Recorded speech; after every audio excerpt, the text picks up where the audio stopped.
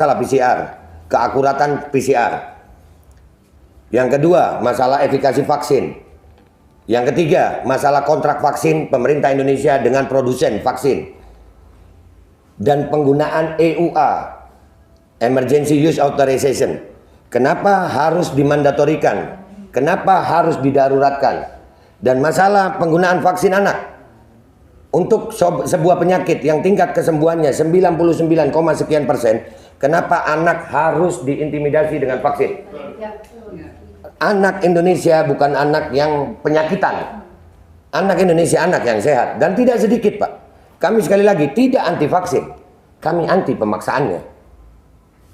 Andai kata vaksin ini dilakukan secara sukarela, kami tidak seperti ini, Pak. Kami jadi curiga dengan isi vaksin justru karena adanya kebijakan-kebijakan yang merubah negara demokrasi Pancasila ini, yang mana demokrasi Pancasila ini berbeda Tuhan, kita harus toleransi, Pak. Tapi dengan adanya vaksinasi, rakyat Indonesia sekarang ini, perbedaan vaksinasi sudah ada diskriminasi dan intimidasi. Kami sudah sering, Pak, melihat kesian rakyat didatangi ke rumah-rumah dengan pakaian seragam tentara. Itu belum sakit udah sakit duluan, takut. Iya, kayak datengin maling.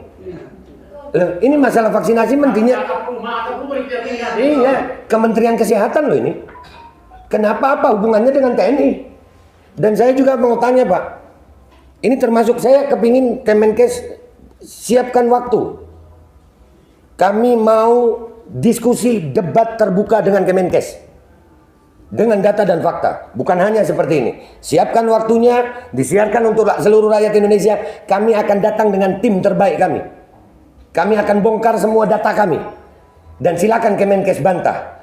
Dan saya menuntut hari ini ada perjanjian tertulis antara saya dan Kemenkes.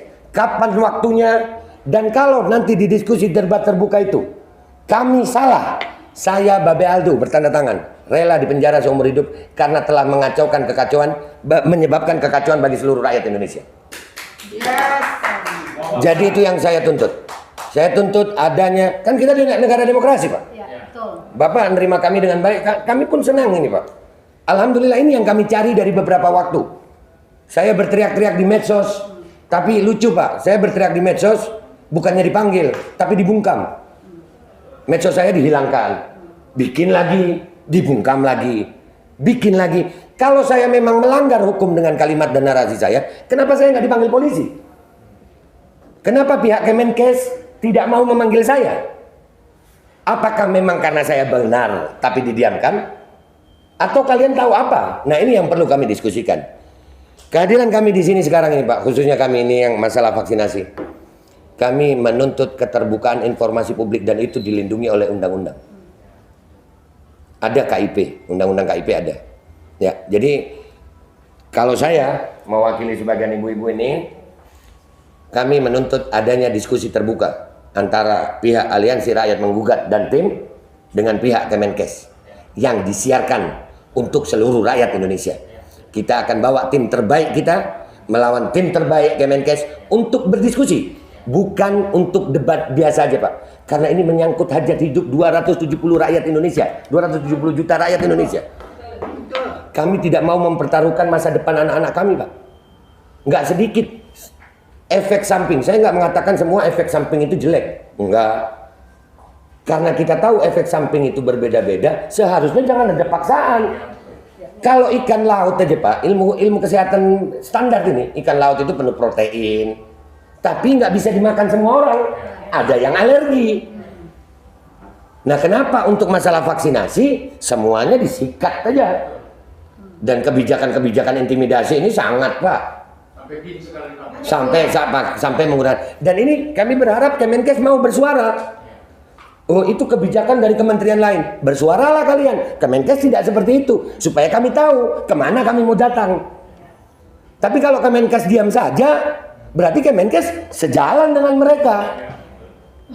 Jadi begitu, Pak. Kapan waktunya kami bisa diskusi terbuka dengan pihak Kemenkes dengan data dan fakta yang disiarkan langsung kepada seluruh rakyat Indonesia.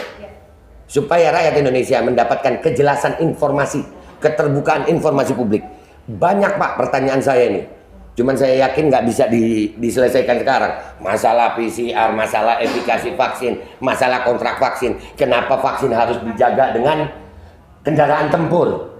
Bahkan kalau ngirim vaksin ke Bandung itu jalan tol di steril Pak. Pakai barakuda dan di steril itu jalan tol. Ya, dan